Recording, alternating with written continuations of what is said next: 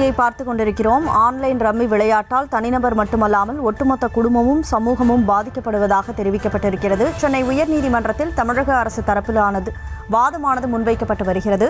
கூடுதல் விவரங்களோடு செய்தியாளர் மதியழகன் இணைப்பில் இருக்கிறார். மதியழகன், வழக்கு தொடர்பான முழு விவரம் என்ன? தமிழகத்தில் ஆன்லைன் விளையாட்டுகளை முறைப்படுத்த கடந்த 2022ஆம் ஆண்டு தமிழ்நாடு ஆன்லைன் சூதாட்ட தடை மற்றும் ஆன்லைன் விளையாட்டுகள் ஒழுங்குமுறை சட்டம் இயற்றப்பட்டது. இந்த சட்டத்தின் கீழ் ஆன்லைன் விளையாட்டுகளை ஒழுங்குபடுத்த விதிமுறைகளை வகுத்து பிப்ரவரி 14ஆம் தேதி அரசிதழில் அறிவிப்பு வெளியிடப்பட்டது. இந்த ஒழுங்குமுறையை எதிர்த்து ஆன்லைன் ரம்மி நிறுவனங்கள் சார்பில் சென்னை நீதிமன்றத்தில் மனுக்கள் தாக்கல் செய்யப்பட்டுள்ளன. இந்த வழக்குகள் நீதிபதிகள் S.M. சுப்பிரமணியம் மற்றும் K. ராஜசேகர் அமர்வில் மீண்டும் விசாரணைக்கு வந்தன.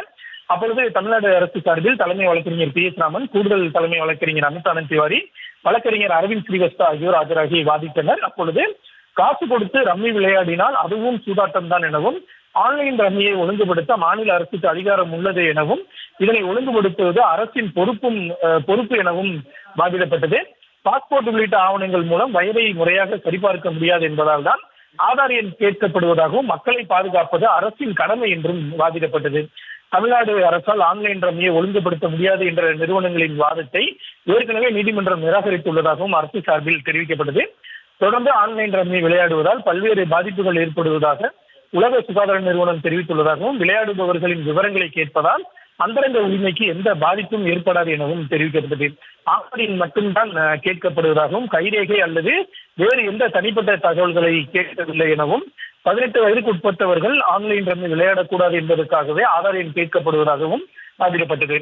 ஆன்லைன் ரம்மியால் பாதிக்கப்படுவது தனிநபர் மட்டுமல்ல, ஒட்டுமொத்த குடும்பமும் சமூகமும் தான் பாதிக்கப்படுவதாகவும், ரம்மி விளையாடுவதை தொழிலாக கொண்டவர்கள் 24 மணி நேரம் அதனை விளையாடினாலும் கூட அதை பற்றி அரசு கவலைப்படவில்லை எனவும் தெரிவிக்கப்பட்டது. கேண்டி கிரஷ் உள்ளிட்ட விளையாட்டுகளோடு ஆன்லைன் ரம்மியை ஒப்பிடுவது தவறு எனவும், நிபுணர்கள் உள்ளிட்ட அனைத்து தரப்பினரின் கருத்துக்களை கேட்ட பிறகே ஒழுங்குபடுத்தும் விதிகள் கொண்டு வரப்பட்டதாகவும் அரசு சார்பில் வாதிடப்பட்டது.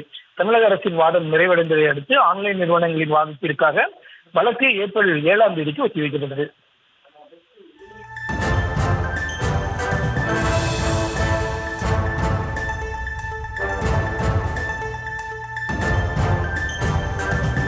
ஆன்லைன் ரம்மி தொடர்பான வழக்கு விசாரணைக்கு வந்த நிலையில் தமிழக அரசு தரப்பில் முன்வைக்கப்பட்ட வாதங்கள் குறித்த முழு விவரங்களை வழங்கியதற்கு நன்றி மதியழகன்.